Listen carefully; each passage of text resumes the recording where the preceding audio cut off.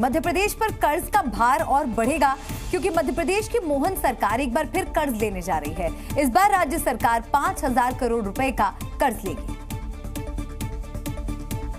और ये कर्ज 2,500 करोड़ रुपए के 2 हिस्सों में लिया जाएगा।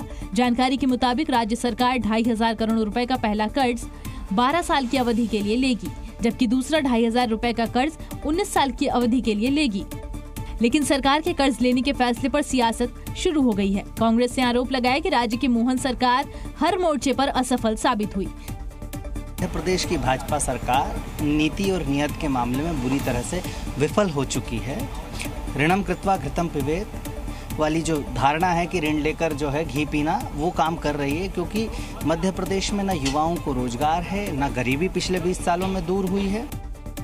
जबकि बीजेपी ने दावा किया कि विकास कार्यों को गति देने के लिए कर्ज लिया जा रहा है। ये कांग्रेस का शासन था जहां मंत्रालय को भ्रष्टाचार का अड्डा बना लिया था और केवल भ्रष्टाचार के लिए कर्ज लेते थे। भारतीय जनता पार्टी सरकार में लगातार कर्ज के माध्यम से प्रदेश की उन्नति और तरक्की हो रही है। पिछले महीने ही राज्य सरकार ने 5,000 करोड़ रुपए का कर्ज लिया था। अब इस महीने भी कर्ज लेने पर कांग्रेस बीजेपी सरकार पर हमलावर नजर आई। कर्ज तो हर सरकार लेती है, लेकिन एमपी की चर्चा इसलिए हो रही है क्योंकि 60 दिन में तीसरी बार कर्ज लिया जा रहा है। 24 सितंबर को एमपी सरकार 5,000 करोड़ रुपए का कर्ज लेगी और इससे पहले 27 अगस्त को 5,000 करोड़ रुपए का कर्ज लिया गया था और उससे भी पहले अगस्त में ही 7 तारीख को भी सरकार ने 5,000 करोड़ रुपए का कर्ज लिया था।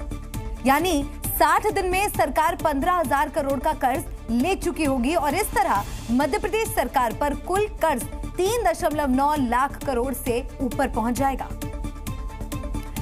तो एक तरफ एमपी सरकार बार बार कर्ज ले रही है, तो दूसरी तरफ उसके कुछ खर्चों पर गौर करें तो कर्ज की वजह समझ आ जाएगी। सरकार सबसे ज्यादा लाडली बहना योजना पर खर्च करती है।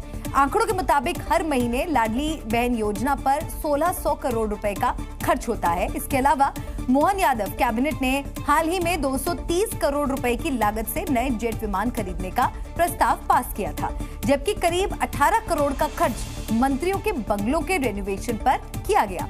अब इसी तरह 5 करोड़ की लागत से मंत्रियों के लिए नई एसयूवी खरीदने का ऑर्डर भी दिया गया है। यानी खर्च भारी है और कर्ज लेना जारी है। मध्य प्रदेश के नेता प्रतिपक्ष उमंग सिंघार के निशाने पर एक बार फिर अधिकारी आ गए। एक सभा को संबोधित करते हुए उमंग सिंघार ने कुछ अधिकारियों पर दलाली करने का आरोप लगाया।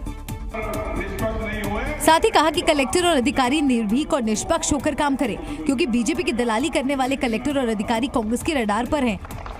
ज्यादा ही शोर आ रहा है किसी अधिकारी को, किसी कलेक्टर को बीजेपी आरएसएस का झंडा उठाना, तो आरएसएस की चड्डी पहनो, शाखा में जाओ, या कलेक्टर की जरूरत नहीं है आपको। मध्य प्रदेश के नेता प्रतिपक्ष उमंग सिंघार के इस बयान पर विवाद तो होना ही था, जिसके बाद बीजेपी ने भी उन्हें आड़े हाथों लिया। इनकी सरकार में, कांग्रेस की सरकार में दलाली ही होती रही। बल्लभ भवन दलाली का अड्डा बन गया था, एक परसेप्शन था। इतना ही नहीं, अलीराजपुर में सभा को संबोधित करते हुए उमंग सिंघार ने अधिकारियों को चेतावनी भी दी कि अगर अफसर अपना रवैया नहीं बदलेंगे तो कांग्रेस पार्टी उनके खिलाफ मोर्चा खोलेगी। और अब बात हरियाणा की। हरियाणा विधानसभा चुनाव की तारीख नजदीक आते ही सियासी हलचल तेज हो गई। बताया गया कि केंद्रीय मंत्री और हरियाणा के पूर्व सीएम मनोहर लाल ने कुमारी शैलजा को बीजेपी में आने का ऑफर दिया, जिस पर कांग्रेस ने भी पलटवार किया। और इस पर सियासत तब शुरू हुई जब दावा किया गया कि केंद्रीय मंत्री मनोहर लाल ने कुमारी शैलजा को बीजेपी में आने का ऑफर दे दिया। जब इस बारे में मीडिया कर्मियों ने उनसे पूछा तो वो गोल गोल जवाब देते दिखाई दिए।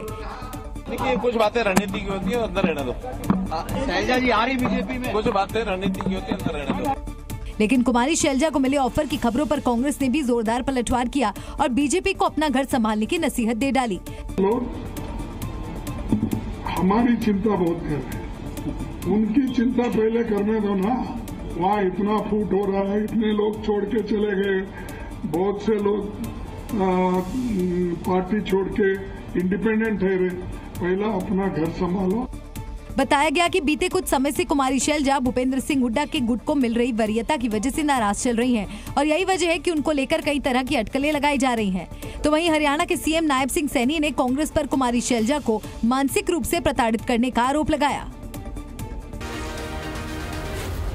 जी न्यूज।